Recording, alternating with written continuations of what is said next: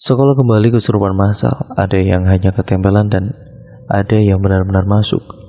Dan sayangnya yang merasuki bukan hanya dari sungai, namun yang dari rumah sakit pun banyak sekali.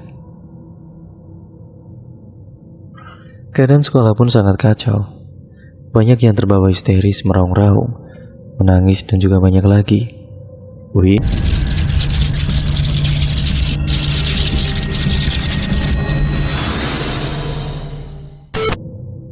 Melelahkan mataku karena melihat sosok besar tengah melotot karena kepalanya terinjak. Sebut saja namaku Dewi. Aku anak yang aneh. Aku penyendiri dan aku bisa melihat yang kalian tidak bisa lihat. Orang bilang aku indigo. Orang bilang aku punya indera keenam dan masih banyak lagi. Dan cerita ini bermula saat aku masuk ke salah satu SMA di Kota Api. Sewaktu SMP aku tidak memiliki teman. Lebih tepatnya tidak ada yang mau berteman denganku karena takut satu kata itu yang ada di pikiran mereka saat hendak berteman denganku. Terlebih SMP ku sendiri berada di desa, lereng gunung. Jadi hal seperti hantu memang sangat banyak.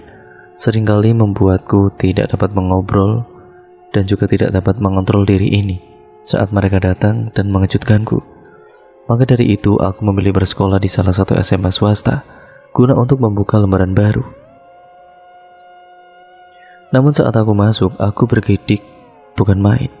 Sampai pernah berpikir untuk pindah ke SMA lain saja. Ini adalah SMA yang sangat-sangat tua. Aku tahu benar itu, SMA yang dulunya juga SMA dari ibuku. Bangunannya masih bangunan lama dari zaman Belanda dan bukan itu saja. Di belakang SMA ini pun terdapat rumah sakit yang paling angker di Indonesia.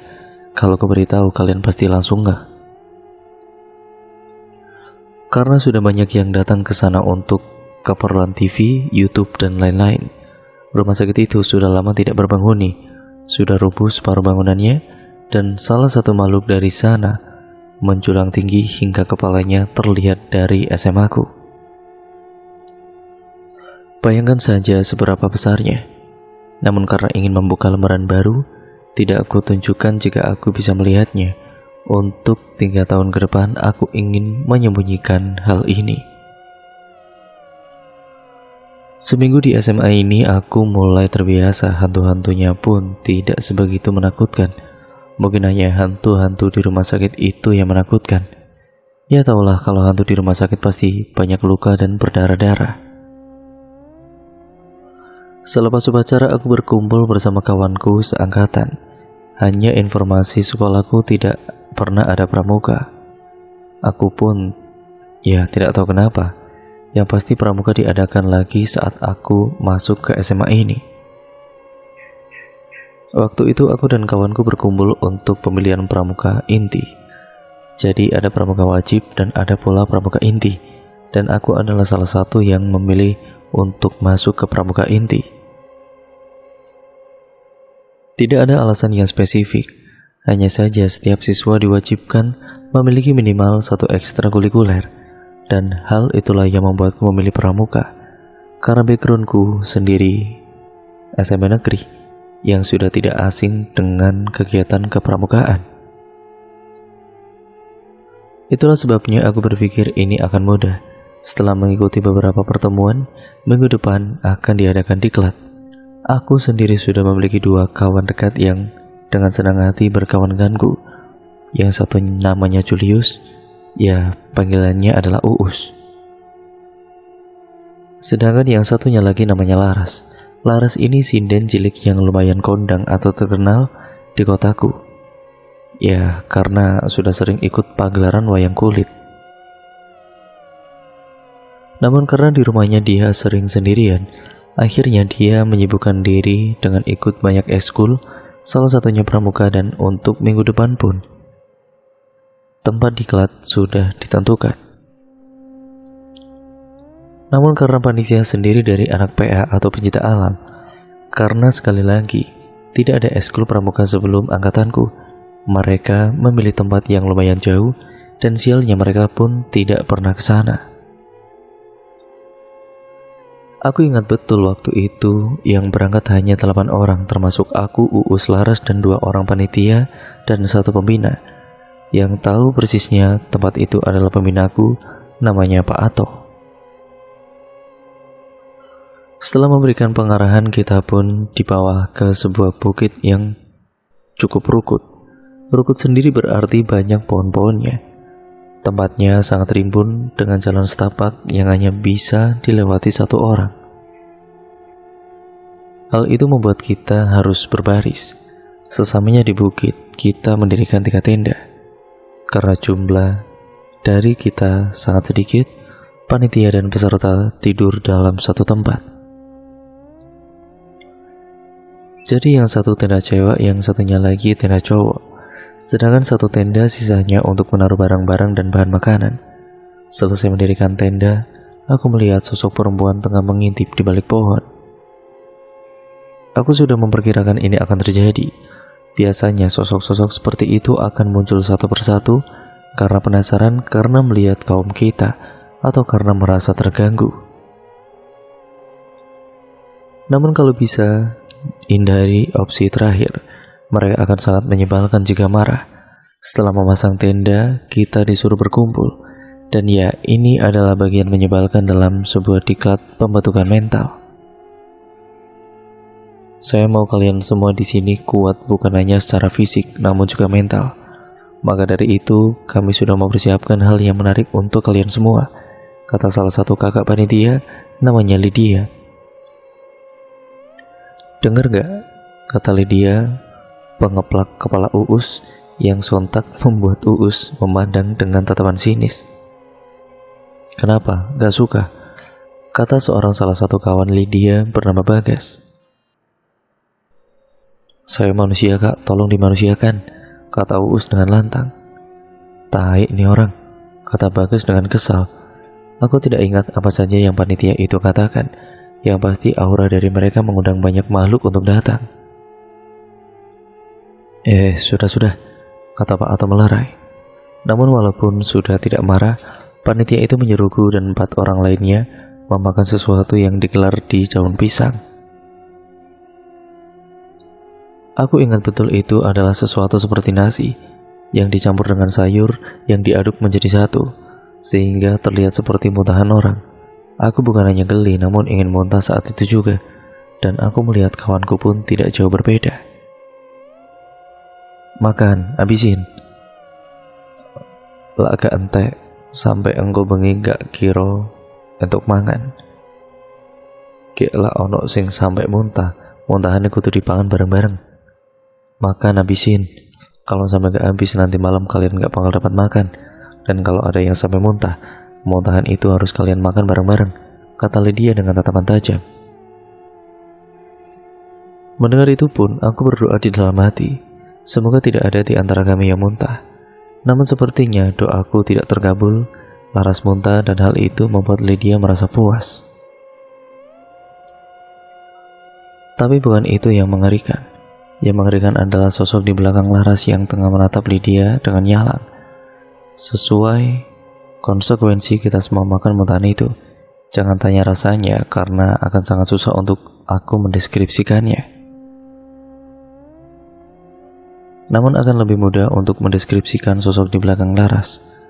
Atau aku benar-benar tahu benar itu Batur, sosok yang dipelihara untuk dijadikan penjaga.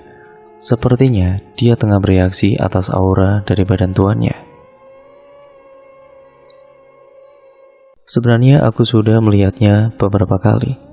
Perawakannya wanita Jawa dengan rambut yang disanggul, memakai kebaya berwarna merah dan jarit berwarna putih. Wajahnya sangat cantik, namun tatapannya kosong. Itulah yang aku lihat di hari biasa. Tidak seperti hari ini, karena tuannya merasa tidak nyaman, dia pun kemudian berubah wujudnya.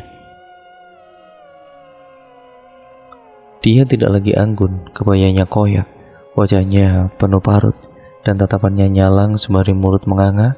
Sungguh perubahan yang membuatku bergidik ngari. Setelah habis makan, kita memasak untuk makan malam. Sungguh seharian ini badan seperti sedang dikerjai. tidak ada istirahat dan terlalu banyak menggunakan fisik. Setelah masak, sekitar jam 4 sore kita melakukan penyusuran. Entah apa fungsinya, yang pasti kita disuruh untuk mengelilingi bukit pada saat itu juga. Di setiap pemberhentian, kita disuruh memungut kayu atau mengambil bukis yang bisa dimakan. Dari sini barulah aku tahu fungsi menyusuri bukit ini apa. Jadi penyusuran ini dibagi menjadi 4 pos, dan di setiap posnya ada sebuah pertanyaan, entah itu sandi morse, tali temali, dan lain-lain. Sejauh aku berjalan, semuanya aman sampai akhirnya kita akan masuk ke pos 4. Pos 4 sendiri adalah sungai. Saat kita hendak menyusur pinggiran sungai, kita berpapasan dengan seorang bapak yang habis mencari kayu bakar. Terlihat dari tumpukan kayu yang beliau bawa. "Loh, pada mau kemana, nak?" tanya bapak tua itu. "Mau nyusur sungai, pak, buat diklatnya adik-adik," kata Lydia marah. "Mending lewat atas saja, kalau surup-surup bahaya," kata bapak tua itu mengingatkan. "Iya pak," kata Lydia. Namun saat bapak itu sudah menjauh, ternyata Linda tidak mengindahkan kata-kata bapak itu. Saat itu hari sudah mulai gelap, semburat merah di langit juga sudah mulai memudar, dan kita masih menyusur sungai.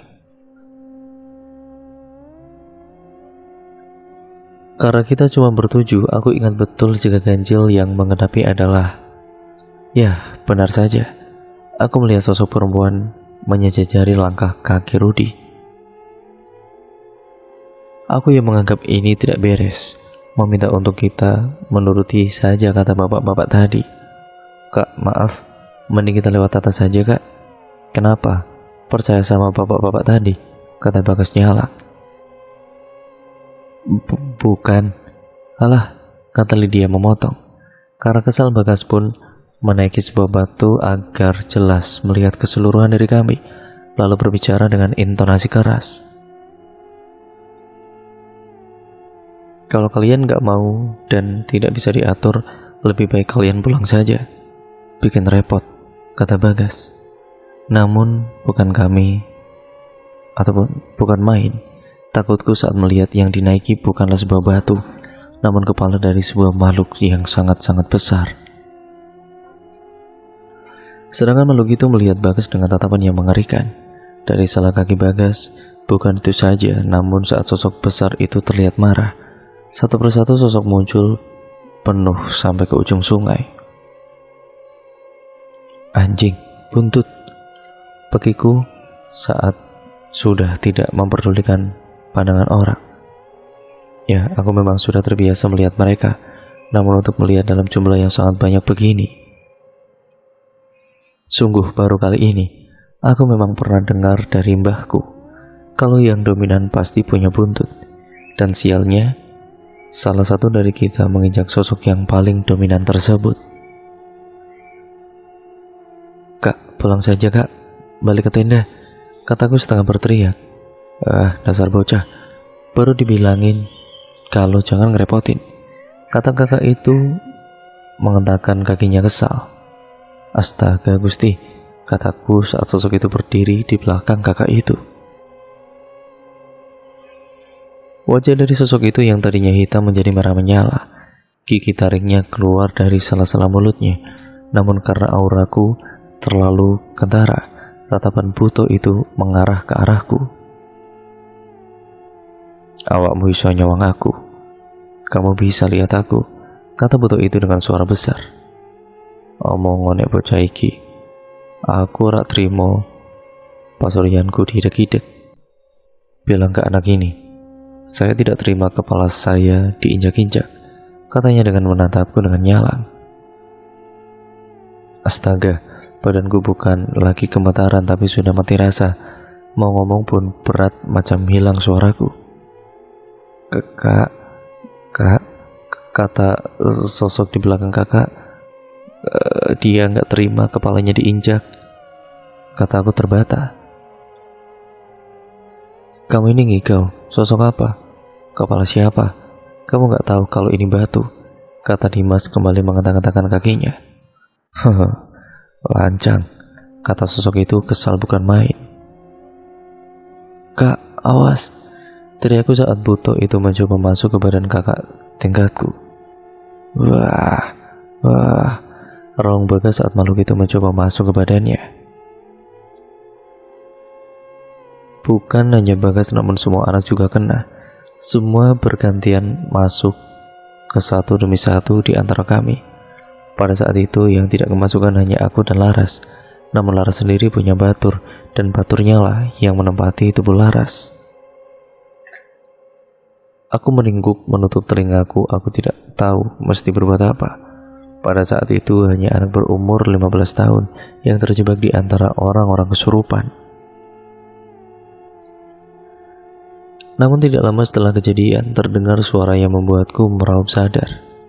Wih, Dewi, kata guru pembinaku sembari mengguncang-guncanganku. Pak, kataku menahan isak tangis. Sungai masih sangat ramai, di air, di tepian, di pohon. Semua makhluk seakan datang dengan raut wajah yang marah, pastilah karena tuannya diusik.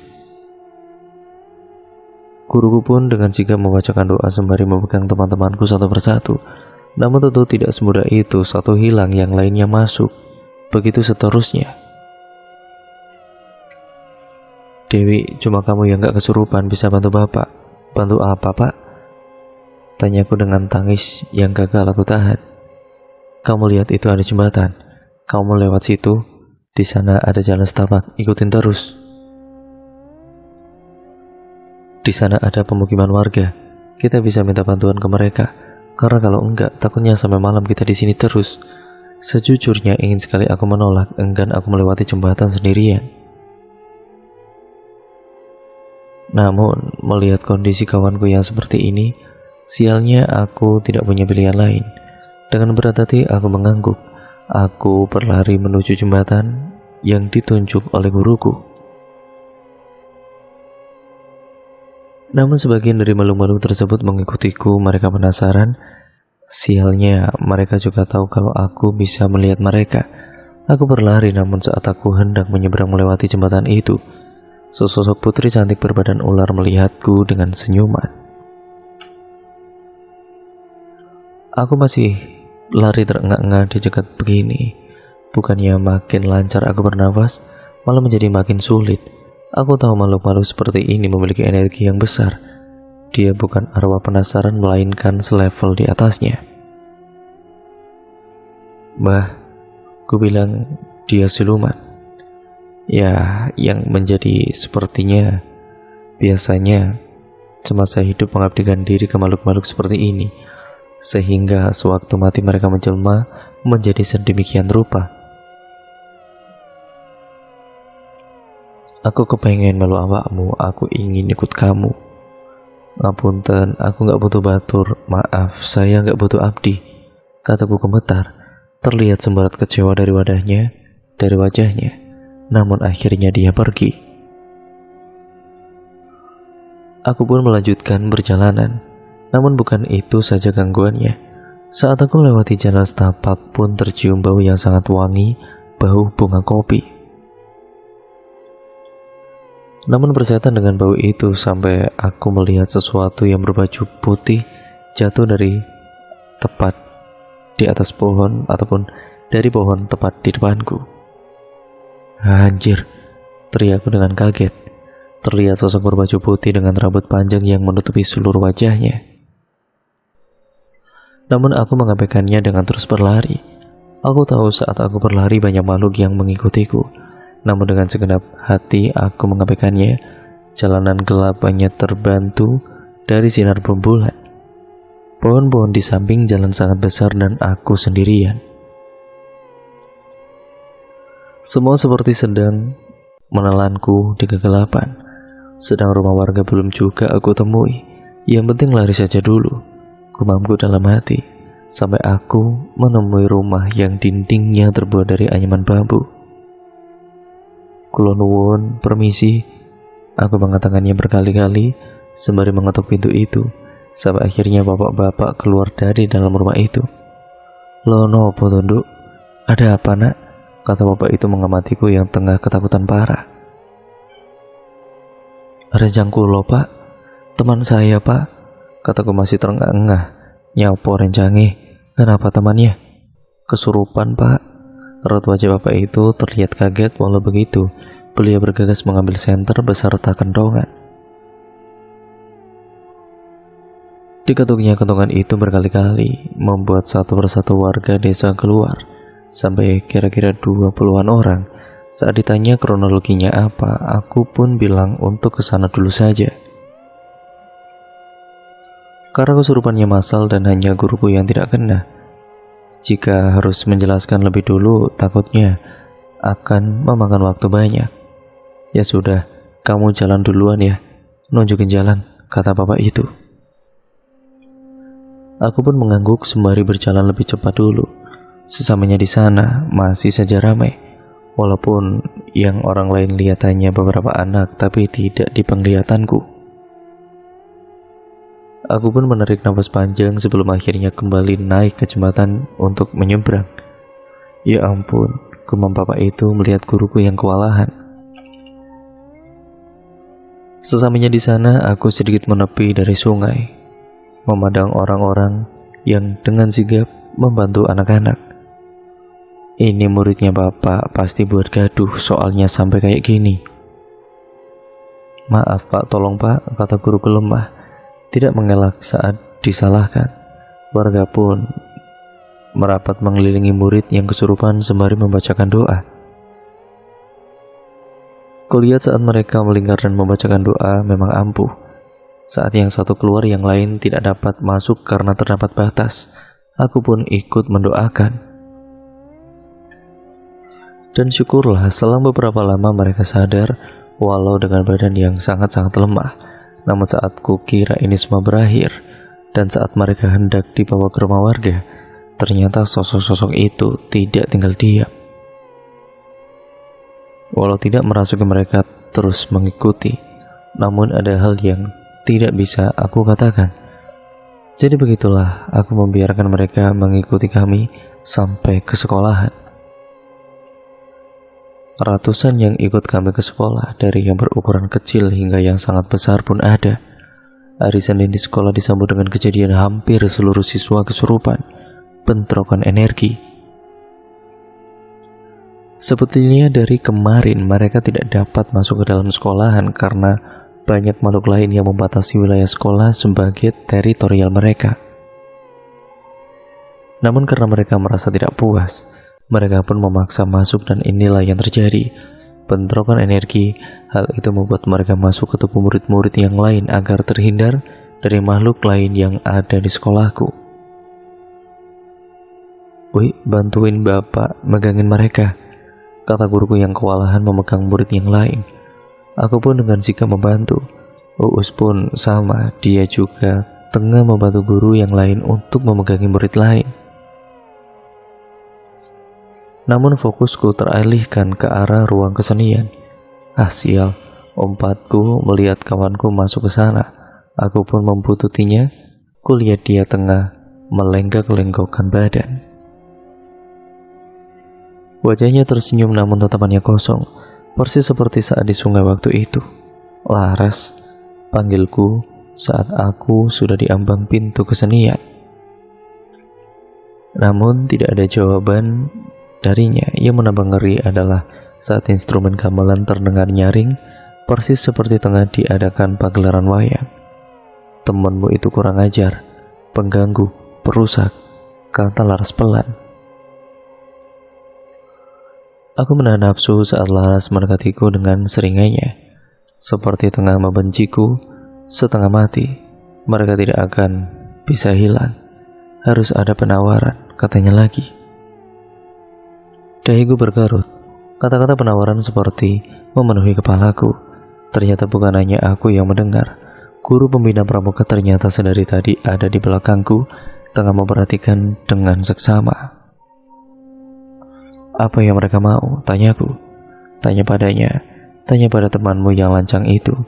Saat aku menjawab, guruku menarik lenganku sembari menggelengkan kepala, menandakan aku tidak perlu menanyakan sesuatu kepadanya.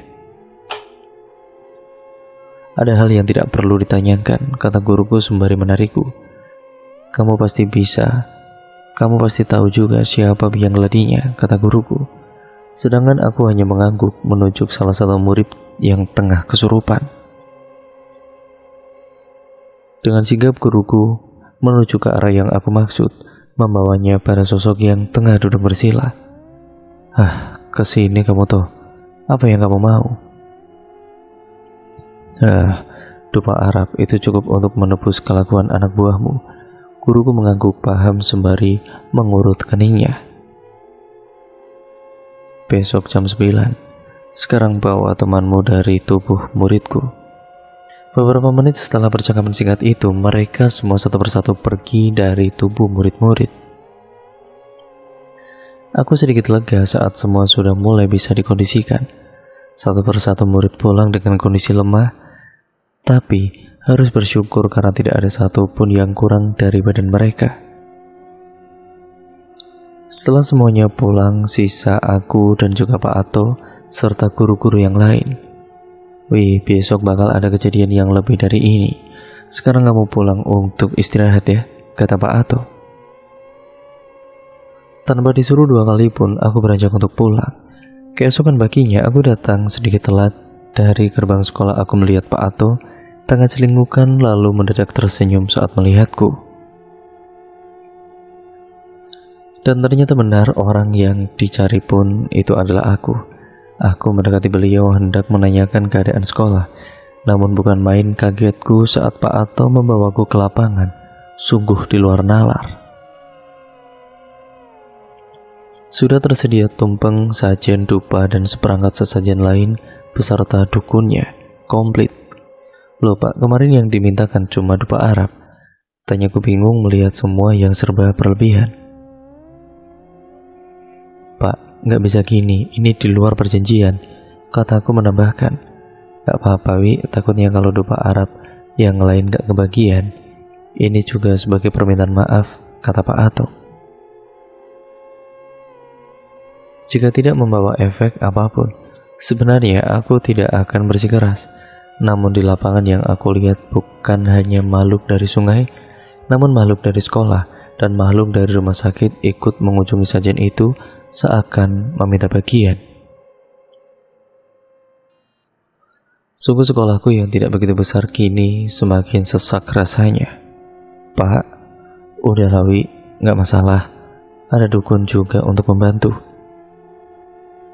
Aku tidak meneruskan kata-kataku.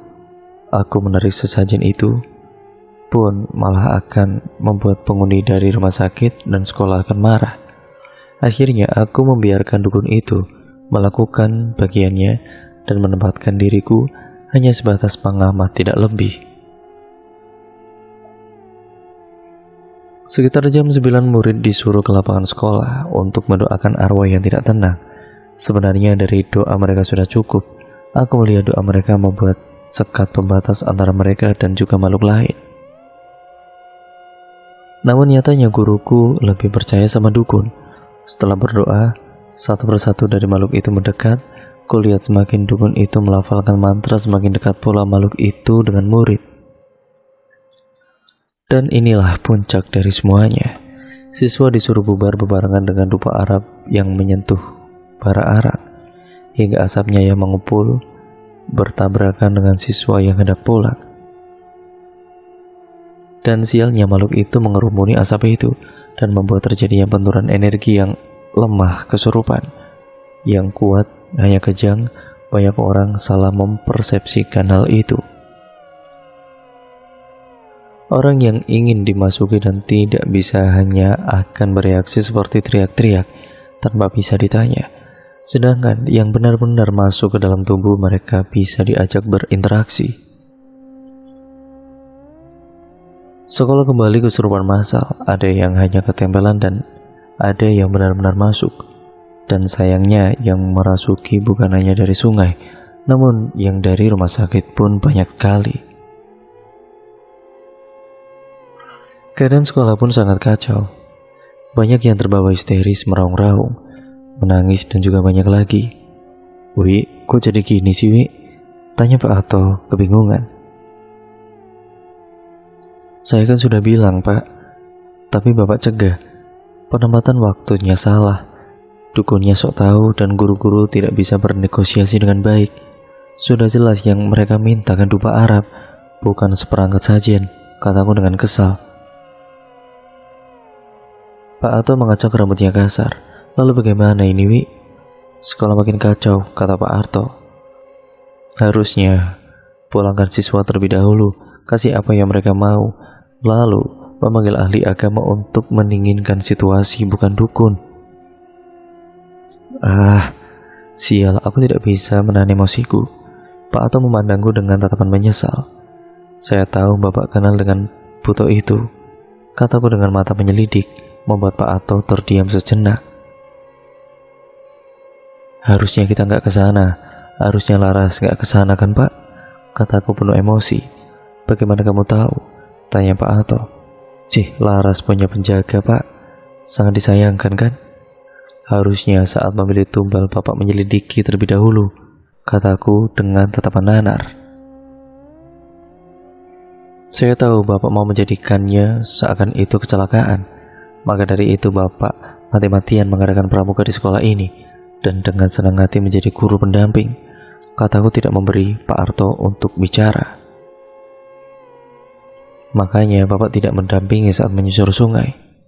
Wi, jangan melakukan pembelaan Pak. Saya tahu semuanya Bapak ambil andil dalam kejadian ini semua. Bapak buto itu kesini hanya ambil bagiannya saja, karena gagal memenuhi janji kan bapaknya itu. Sedangkan dupa Arab hanya pembayaran untuk kesalahan Bagas. Perjanjian baru saja dimulai kan Pak, tapi naas harus mengganti dengan nyawa Bapak sendiri. Kamu. Aku pergi dari tatapan tajam Pak Ato, lalu menemui kepala sekolahku. Pak Mur, kita panggil ahli agama saja. Biar saya sama Uus yang memanggil, dan Pak Dukun simpan dupa Arabnya jangan dihabiskan, kataku dengan tatapan tajam. Dukun sial, batinku dalam hati. Aku menemui ahli agama dekat sekolah. Kami menyampaikan niat kami untuk meminta bantuan dan syukurlah beliau mau membantu. Tanpa menunggu lama, kami langsung menuju sekolah. Aku ingat betul sisa 20 orang yang tidak terkena. Dan syukurlah hari itu banyak yang tidak masuk, karena kemarin terjadi hal yang sama, sehingga orang tua memilih untuk meliburkan anak mereka sampai kondisi sekolahan membaik. Dengan sisa 20 orang, kami membuat lingkaran lalu berdoa, sedangkan ahli agama dan Uus mendoakan satu persatu orang, dan saat berhasil siswa akan dimasukkan di lingkaran. Satu persatu siswa dimasukkan ke lingkaran, sedangkan satpam sudah menghubungi keluarga siswa sampai kira-kira 3 jam waktu yang digunakan untuk membuat seluruh siswa pulih. Siswa yang pulih pun segera dipulangkan hingga menyisakan aku, dukun, ahli agama, dan 4 orang guru. Pak, masih menyimpan dupa Arab yang saya pesan? Tanyaku. Dukun itu diam. Pak, kalau ini gak selesai, yang mati bukan hanya dia, tapi Bapak juga, kataku setelah menunggu Pak Ato. Dukun itu menatapku tajam, seolah ingin membunuhku pada saat itu juga. Pak, lihat itu, sedari tadi dia mengawasimu, kataku menunjuk Laras yang menyeringai.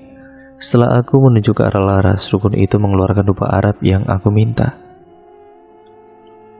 Setelah dupa itu ada di tanganku, mereka mendekat. Aku hampir saja dibawa sesak karena jumlah mereka yang sangat banyak. Ini sebagai permintaan maaf. Ini untuk kesalahan kawanku. Ini untuk ketidaktahuan kami. Ini untuk setiap kesalahan yang kita lakukan. Dengan ini kami menolakmu, dan dengan ini pula kami mengantarmu pulang. Silakan ambil bagianmu. Bagianmu tidak ada di antara aku dan kawan-kawanku. Aku mengatakan sembari menabur sedikit demi sedikit dupa Arab yang ada di tanganku. Dan begitulah satu persatu di antara mereka menghilang, menyisakan penghuni rumah sakit dan penghuni sekolah saja. Kalian juga pulang. Kalian sudah banyak mengambil bagian, kataku sembari memandang sajian yang sudah habis berantakan. Setidaknya itulah yang aku lihat, walau orang lain lihat sajian itu masih utuh. Setelah semua hilang, aku menghampiri Pak Ato. Pak, semua keputusan punya konsekuensinya. Menggadaikan nyawa seseorang untuk kepuasan pribadi itu perbuatan keji. Semoga ini semua bisa menjadi pelajaran Bapak. Aku pergi tanpa menunggu jawaban. Aku menghampiri Laras dan juga terduduk dalam rengkuhan Uus. Dia pingsan mungkin saja karena energinya terkuras habis dan juga terkuras banyak. Terima kasih, kata seorang dari balik tubuh Laras. Tidak ada balasan dariku, aku hanya senyum dan yang kusunggingkan dengan terpaksa. Mengetahui guruku memiliki andil dalam masalah besar ini dan sebentar lagi nanti dia mati bukanlah hal yang menyenangkan. Namun aku sangat berterima kasih kepada sosok di belakang Laras. Masih terekam jelas kejadian tadi malam, kejadian paling menyeramkan dalam hidupku, di mana beliau menungguku di abang pintu dengan raut wajah yang mengerikan, mengira aku juga membuat tuannya terancam dalam bahaya, dan ternyata bocah yang dia maksud bukan Bagas tapi Pak Ato. Ternyata beliau mengincar Laras sudah sangat lama.